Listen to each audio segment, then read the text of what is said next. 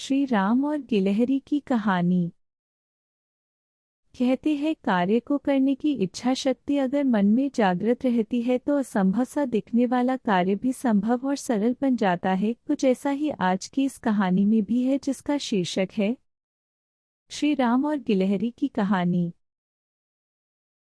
आप सभी में से बहुत से लोग कहानी का शीर्षक पढ़ते ही कहानी के बारे में समझ गए होंगे कि आज की हमारी कहानी में क्या है, लेकिन फिर भी बहुत से लोग जो इस बारे में कुछ नहीं जानते हैं।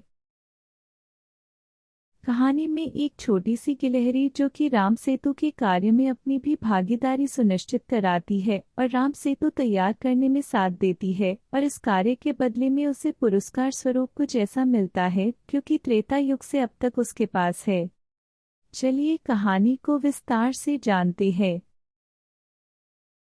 कहते हैं जब सीता जी को जब रावण चुराकर लंका ले गया तो उसके कुकर्मों की सजा देने श्री राम ने लंका पर आक्रमण करने का निश्चय किया। उन्हें लंका तक जाने के लिए पुल की आवश्यकता अनुभव हुई। उन्होंने भगवान शिव की आराधना की और समुद्र देव के अनुसार समुद्र पर सेतु निर्माण कार्य की शुरुआत की। सेतु निर्माण कार्य का दायित्व नल व नील नाम के दो वानरों को मिला था। वे दोनों पुल बनाने की कला में बहुत दक्ष थे। शेष वानरों ने उनका भरपूर सहयोग किया। सेतु निर्माण कार्य तेजी से चल रहा था। सुग्रीव, अंगद, हनुमान, वृक्षराज, जामवंत आदि सभी बड़े उत्साह से सेतु बनाने में संलग्न थे। लाखों वानर रीछ इधर उधर दौड़ भाग रहे थे। कोई चट्टानें उठा रहा था, कोई विशालकाय वृक्षों को ही जड़ समेत उठाकर समुद्र में डाल रहा था। चारों ओर उथल पुथल मची थी। नल, नील उन सभी से सेतु तैयार कर रहे थे।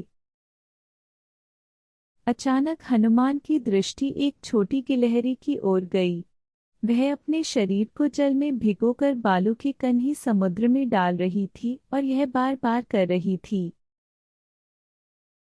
हनुमान ने पूछा, अरे तू यह क्या कर रही है? तू थककर चूर हो जाएगी। हो सकता है कि कहीं किसी वानर के पैरों ने नीचे दबकर प्राण ही न खो दे।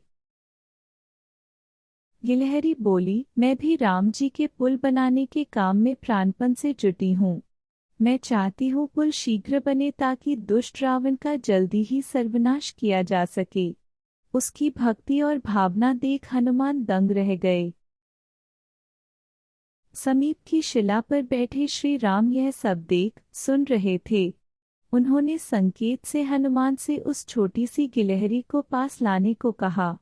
हनुमान जी उसे अपने हाथ पर बैठाकर राम जी के समीप लाए।